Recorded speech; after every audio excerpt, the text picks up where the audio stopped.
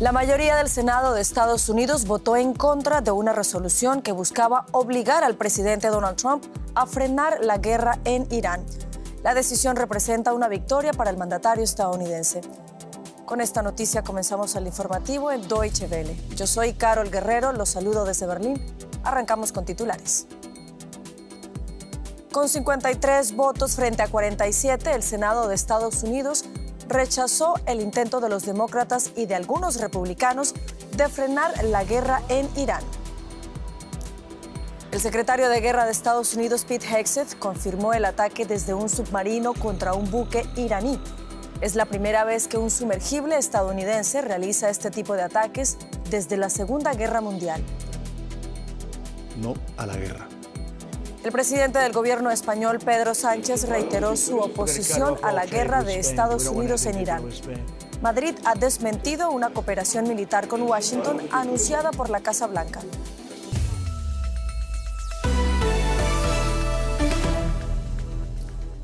La mayoría del Senado de los Estados Unidos bloqueó este miércoles el intento de impedir que el presidente Donald Trump continúe ordenando ataques contra Irán sin autorización del Congreso. Los demócratas, junto con un reducido grupo de republicanos, habían impulsado una resolución basada en la Ley de Poderes de Guerra de 1973 para bloquear acciones militares. Pero incluso si la resolución hubiera sido aprobada por ambas cámaras, pudo haber sido vetada por el presidente y el Congreso no cuenta con los apoyos suficientes para revertir este veto. Volvemos a Washington, saludamos allí en la capital estadounidense al periodista José Díaz Briceño. José, buenas noches. Cuéntanos detalles de cómo concluyó esta votación en el Senado sobre la guerra en Irán. 53 votos en contra y 47 a favor. Ese fue el resultado de esta votación sobre la resolución que empujaban los demócratas y un republicano para hacer y obligar que el presidente Donald Trump solicitara al Congreso autorización para proseguir con los ataques en Irán. Los republicanos que triunfaron al rechazar esta resolución arguyeron en voz de Jim Risch, el presidente del Comité de Exteriores del Senado, que de haber sido aprobada esta resolución se hubiera dado un mensaje incorrecto apoyando a la República Islámica de Irán. Y por otro lado, los demócratas, en voz de Chuck Schumer, el líder de la minoría, aseguró que la resolución buscaba terminar con la beligerancia de Trump alrededor de una guerra que él aseguró no ha podido explicar a los estadounidenses. Recordemos, 27% de los ciudadanos aquí son los únicos que apoyan los ataques militares de Estados Unidos contra Irán. José Díaz Briceño, gracias. Por favor, sigue con nosotros, que enseguida volvemos contigo. Y el presidente de Estados Unidos, Donald Trump, aseguró este miércoles que su país está en una posición muy fuerte en Irán tras menos de una semana de guerra. Antes, Washington había informado que un submarino estadounidense hundió con un torpedo un barco de guerra iraní en aguas internacionales. La Marina de Sri Lanka dijo que rescató a cerca de 30 personas tras un llamado de emergencia desde el barco, y también agregó que sacó del mar más de 80 muertos. Entre tanto, Irán vivió otro día de intensos bombardeos con explosiones que sacudieron Teherán justo antes del amanecer. En el quinto día de guerra, la televisión estatal iraní informó que el número de víctimas mortales por los ataques de Estados Unidos e Israel supera ya las 1000. El secretario de Guerra de Estados Unidos, Pete Hegseth, aseguró que la campaña militar contra Irán se estaba intensificando con la llegada de más aviones de combate a la región. En una rueda de prensa en el Pentágono, Hegseth también advirtió a los líderes iraníes que las fuerzas militares estadounidenses estaban preparadas para, citamos textualmente, infligir muerte y destrucción todo el día.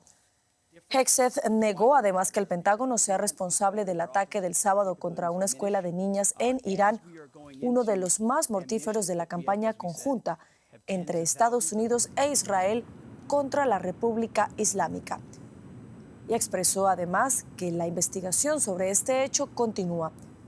Escuchemos parte de las declaraciones del secretario de Guerra de los Estados Unidos, Pete Hegseth. La Fuerza Aérea iraní ya no existe. Levantada en 1996, destruida en 2026. La Armada iraní yace en el fondo del Golfo Pérsico. Un submarino estadounidense hundió un barco de guerra iraní que se creía a salvo por estar en aguas internacionales, pero fue hundido por un torpedo. Una muerte tranquila. Es el primer hundimiento de un barco enemigo por un torpedo desde la Segunda Guerra Mundial. Y regresamos a Washington. José, a propósito de lo expresado por el secretario de Guerra, Pete Hegseth, ¿cómo está evaluando la situación en Oriente Medio el Pentágono? Más de 2.000 golpes contra objetivos en Irán es lo que el Pentágono informó ha ocurrido en los pasados días, y el tono adoptado por el secretario de la Defensa o de Guerra, como se le conoce aquí, Pete Hegseth, ha sido triunfalista, asegurando que el régimen iraní está acabado. Esto a pesar de que los combates prosiguen y que el propio Hegseth haya dicho que la duración del conflicto puede ir más allá de las 4 semanas que el propio presidente Trump había predicho hace pocos días sobre esta campaña militar. Al ser cuestionado, Pete Hegseth aseguró que la campaña militar en Irán podría seguir adelante por 6, por 8 semanas o incluso más tiempo. Todo esto obviamente golpearía los propios inventarios de misiles y de municiones estadounidenses si se prosigue esta misma intensidad. 86% de la capacidad balística de Irán ha sido eliminada, de acuerdo con el propio jefe del Estado Mayor Conjunto del Pentágono. José Díaz Briceño en Washington, gracias por estas informaciones. Y los funerales de Estado de Ali Khamenei, el guía supremo iraní abatido en los ataques del sábado, se aplazaron a una nueva fecha, según informó la televisión estatal de Irán.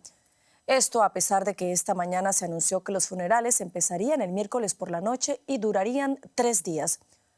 Mientras, el régimen iraní tiene que elegir al sucesor de Khamenei, y el ministro israelí de Defensa, Israel Katz, amenazó que, sin importar quién sea, su país lo eliminará. Con la muerte del ayatolá Ali Khamenei, Irán tiene que elegir a su tercer líder supremo. El segundo hijo de Khamenei, Mujtaba, es considerado el principal candidato. Según fuentes que informaron a DW, él ya fue elegido. Sin embargo, con Irán bajo ataque, todavía no hay una confirmación oficial. Donald Trump afirma que le preocupa que otro líder de línea dura asuma el poder. Supongo que lo peor que podría pasar es que hagamos esto y luego alguien tan malo como el anterior asuma el cargo, ¿no? Eso podría pasar. No queremos que pase. Probablemente sería lo peor. Pasas por esto y en 5 años te das cuenta de que pusiste a alguien que no es mejor. Una opción más moderada podría ser Hassan Khomeini, aquí a la derecha. Considerado un reformista, es nieto del fundador de la República Islámica, el ayatolá Khomeini. Israel amenazó con asesinar a cualquiera que elija el régimen actual. Y en Irán es poco probable que la continuidad sea bien recibida por los opositores del régimen. Por el lado de la oposición está Reza Pahlavi, hijo exiliado del último Shah de Irán, que se ha ofrecido a liderar un proceso de transición, pero los críticos señalan que la monarquía era muy odiada antes de la Revolución Islámica de 1979. En el mejor de los casos, la estrategia de decapitación de Estados Unidos e Israel logra crear un vacío tan grande que es necesario un nuevo grupo de líderes muy diferente. Algunos podrían surgir de lo que queda del régimen. Tendrían que conectarse con la oposición en el exterior, que parece tener una visión mucho más clara de cómo sería un Irán diferente en el futuro. Pero sin una oposición clara y con el actual régimen luchando por su supervivencia, nada parece ser seguro en Irán. Valoramos ahora este asunto con Luciano Sácara, analista político especializado en Oriente Medio y quien nos acompaña desde Qatar. Luciano, buenas noches, gracias por estar con nosotros. Si asumimos que el segundo hijo de Khamenei es el elegido, como dicen estas fuentes, ¿qué se puede esperar de él? ¿Veremos a una cúpula más moderada, por ejemplo, frente a Israel, y quizá más dispuesta a pactar con Estados Unidos? Bueno, yo lo veo difícil que cambie mucho la orientación. Hay que tener en cuenta que Ali Khamenei, fue el segundo líder espiritual de Irán tras el fundador de la República y no cambió en nada los principios fundamentales de la política exterior iraní en 30 años. Y es muy difícil que si se elige a Mojtaba Khamenei vaya a ser para modificar lo que ha hecho su padre, que junto a Khomeini han sido dos de los protagonistas principales de la revolución islámica. Yo creo que Mojtaba va a representar una línea de continuidad, principalmente en la política exterior, que tiene que ver con los principios fundamentales en contra del imperialismo, en contra del sionismo, y es muy difícil que se vaya a plantear que con él vaya a haber una apertura hacia posiciones más blandas o por lo menos menos combativas en relación a lo que está pasando actualmente. Luciano, mencionábamos que tú estás en Qatar, uno de los países del Golfo que ha sido blanco de ataques iraníes. ¿Qué nos puedes decir sobre la capacidad de defensa de Qatar y de los otros países del Golfo Pérsico? Bueno, la capacidad de defensa es bastante alta. Hay que tener en cuenta que todos los países del Golfo tienen acuerdos de cooperación de defensa con Estados Unidos y por lo tanto todas las baterías antiaéreas, los aviones que tienen son de última generación y provistos por Estados Unidos. De hecho, todo lo que se está haciendo desde que empezó la guerra el sábado hasta ahora, el gobierno catarí lo está dejando muy claro que está haciendo por parte de la Fuerza Aérea, por parte de las defensas antiaéreas cataríes. Es verdad que los materiales son norteamericanos, pero los que conducen, los que manejan los artefactos de detección, de intercepción y los aviones que están actuando en defensa de Qatar son cataríes. De hecho, no está permitido utilizar el espacio aéreo a aviones norteamericanos para acciones ofensivas en contra de Irán. Por lo tanto, los que están manejando los aviones aquí para defender, ha sido el caso de hace un par de días, 2 aviones derribados iraníes que venían hacia Qatar, que han sido derribados por la Fuerza Aérea Qatarí. Algunos misiles también que han sido derribados en el agua han sido derribados por la Armada Qatarí, no por la Armada norteamericana. Luciano, medios como CNN afirman que la CIA quiere armar a fuerzas kurdas en Irán para incentivar una rebelión interna contra el régimen. ¿Es este un escenario plausible? Es un escenario plausible de que se intente. Otra cosa es que vaya a ser exitoso o no. De hecho, ya hay muchas noticias que andan circulando de grupos kurdos que desde Irak o incluso desde el interior de Irán, ya armados, están tomando posiciones o están atacando determinados cuarteles.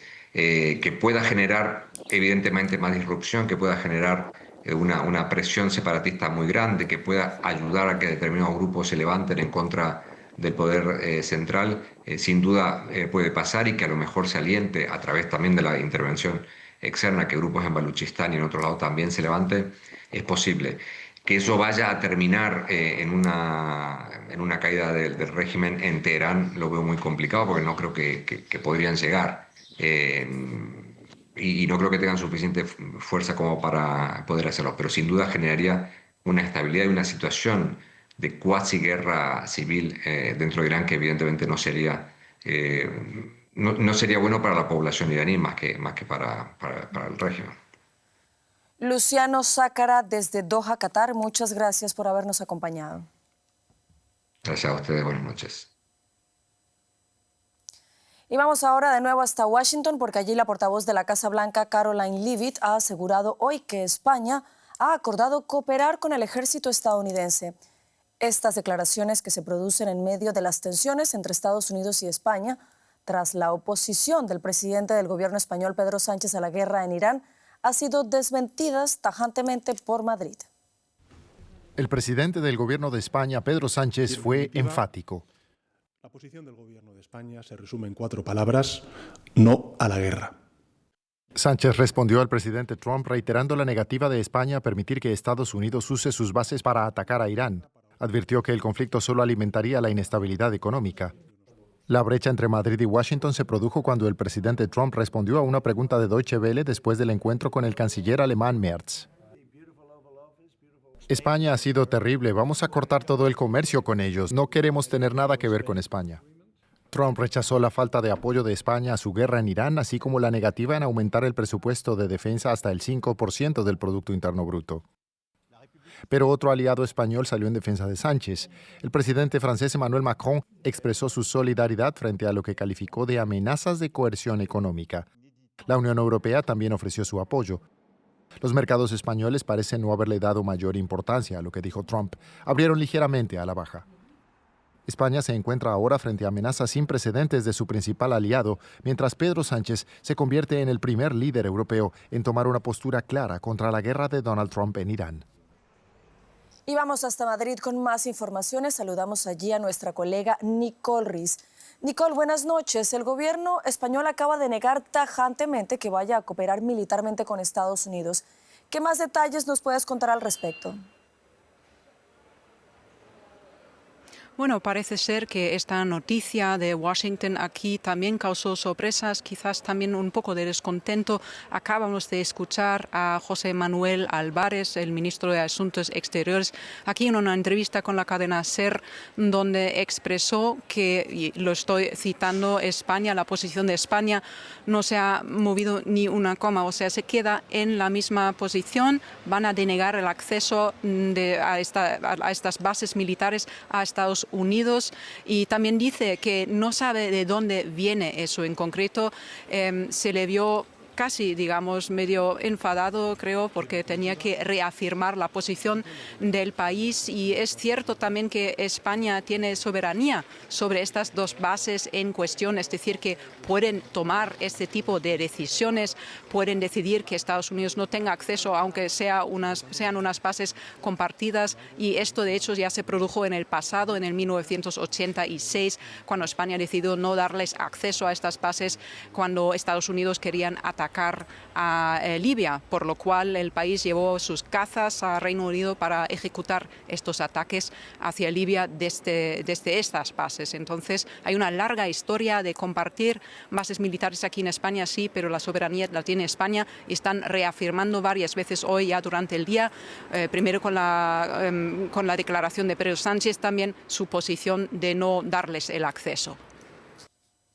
Y un buque ruso que transportaba gas natural licuado por el Mediterráneo ha sido hundido entre Malta y Libia después de sufrir un incendio. Su tripulación fue rescatada cerca de la costa libia.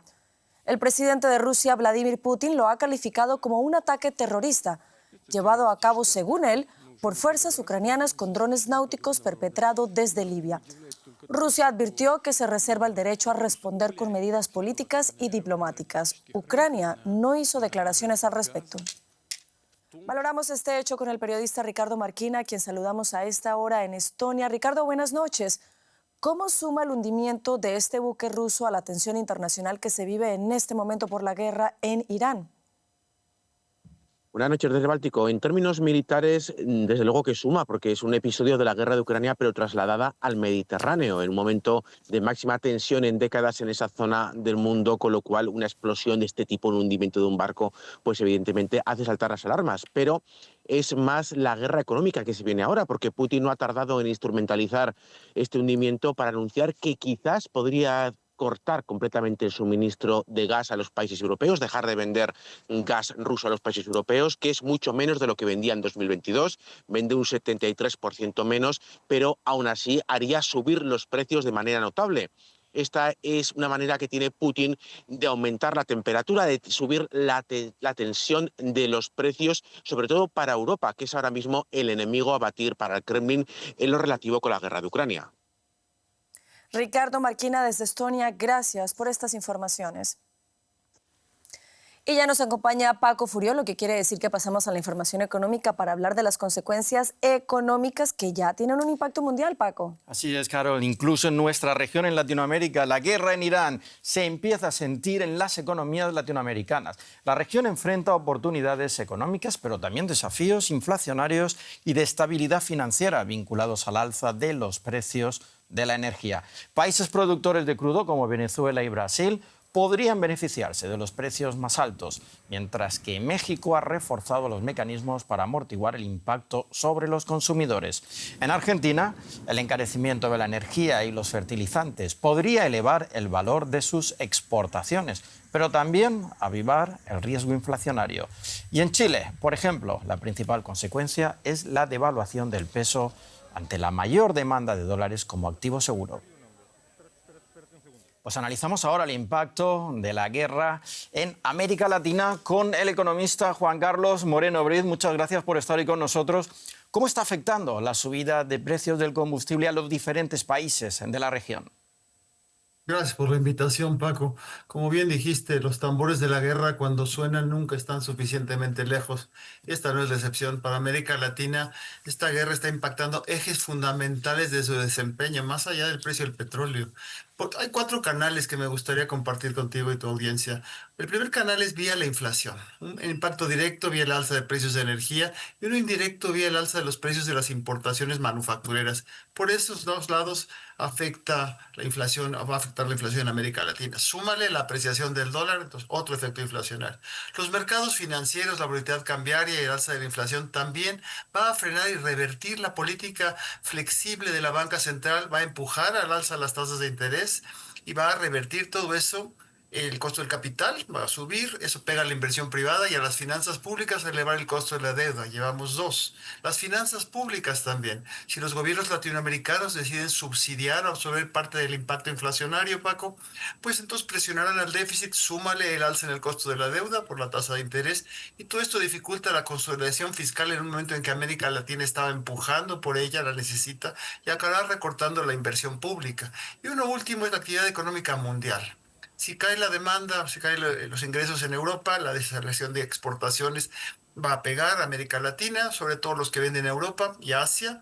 La menor inversión extranjera también, la mayor incertidumbre que tenemos va a afectar a la inversión también la local, el alza de las tasas de interés y toda la incertidumbre. Esos 4 efectos son muy nocivos para América Latina y la empujan hacia la estanflación, independientemente de que pueda haber un impacto favorable en algunos países exportadores de petróleo. Súmale que, bueno, obviamente la revaluación del dólar, que algunos los tiene o preocupados o contentos, es un fenómeno de muy corto plazo, Paco. La política de Trump está empujando al debilitamiento del dólar en una tendencia a largo plazo y eso seguirá así. Juan Carlos Moreno Briz, muchísimas gracias por estas informaciones desde Ciudad de México. A tus órdenes. ¿Y qué significa esta escalada de precio del petróleo para Estados Unidos, primer productor del mundo? Ana Nieto, el barril de Brent se ha estabilizado en $81,5. ¿Son estas buenas noticias para Estados Unidos? Bueno, en lo que se refiere al precio del petróleo hay 2 intereses opuestos en Estados Unidos. Uno de ellos, el de las petroleras, por supuesto, que lo quieren elevado, pero el otro es la necesidad económica de reducir la inflación. Una necesidad mucho más acuciante en un año electoral como este, en el que se va a renovar el Congreso. Trump, cuya gestión económica es muy impopular, teme perder la pequeña mayoría que tiene su partido en una de las cámaras y el precio de la gasolina puede complicar mucho las cosas a su partido. El presidente se presentó con el compromiso de que el petróleo iba a ser barato y, por tanto, las gasolinas, los combustibles también. Y, de hecho, ha sido así, algo que ha ayudado a rebajar una inflación que todavía está tozudamente muy alta y que ha derivado en una crisis de asequibilidad. Pero sin el efecto desinflacionario de la gasolina, la inflación subirá aún más. La gasolina ya ha subido unos centavos, el diésel ha subido un 23%, malas noticias para transportistas y para agricultores. Y por eso la Casa Blanca está ofreciendo todas las formas posibles que tiene para asegurar el flujo del petróleo por Oriente Medio. A las petroleras una subida puntual no les vale, la necesitarían durante mucho tiempo para seguir explotando e invirtiendo más en el país. Y los mercados se han tranquilizado y el dólar ha perdido parte de la fuerza que tuvo en los últimos días. ¿Por qué este cambio cuando la guerra sigue su curso? Pues el petróleo, que sí que ha subido un 15% esta semana, se ha estabilizado por el anuncio de la Casa Blanca de la protección al crudo de Oriente Medio. La consistencia y efectividad de esta ayuda, además de la duración del conflicto y la severidad de los ataques, sobre todo activos petroleros, puede cambiar esta situación. Pero de momento la calma ha llegado a los mercados, también porque se basa en la resiliencia de la economía estadounidense y en el sector tecnológico que ha empujado al Nasdaq al alza. El dólar, que estos días volvió a reclamar su estatus como refugio y ganó fuerza, hoy la empezaba a perder, por ejemplo, frente al euro, otra señal de normalización. Donde las cosas están más tensas es en el mercado de bonos, que normalmente son un valor seguro en tiempos volátiles, pero que en estos momentos no lo es por el efecto inflacionario de esta guerra vía los precios del petróleo y la perspectiva de que la Reserva Federal no tenga ninguna prisa por rebajar las tasas de interés. Ana Nieto, muchas gracias desde Nueva York. Gracias, Paco. Dejamos aquí la economía, más noticias. Sí, Paco, antes de despedirnos vamos ahora con un resumen de lo más importante de esta jornada en el quinto día de guerra de Estados Unidos e Israel contra Irán, con más de 1.000 muertos del lado iraní, según el régimen de Teherán. El secretario de Guerra de Estados Unidos anunció que Washington destruyó un barco iraní en aguas internacionales. La Marina de Sri Lanka informó que recuperó más de 80 cadáveres. Además, el gobierno español desmintió que vaya a cooperar con el ejército estadounidense, tal y como lo había anunciado la Casa Blanca poco antes. El presidente de Estados Unidos, Donald Trump, había amenazado con un embargo comercial a España después de que el presidente del gobierno español, Pedro Sánchez, manifestase su oposición a la guerra y se negara a permitir el uso de las bases estadounidenses en España con ese fin. Y con esto llegamos al final del informativo. Continúen conectados a Deutsche Welle. Yo los espero en menos de una hora con más noticias.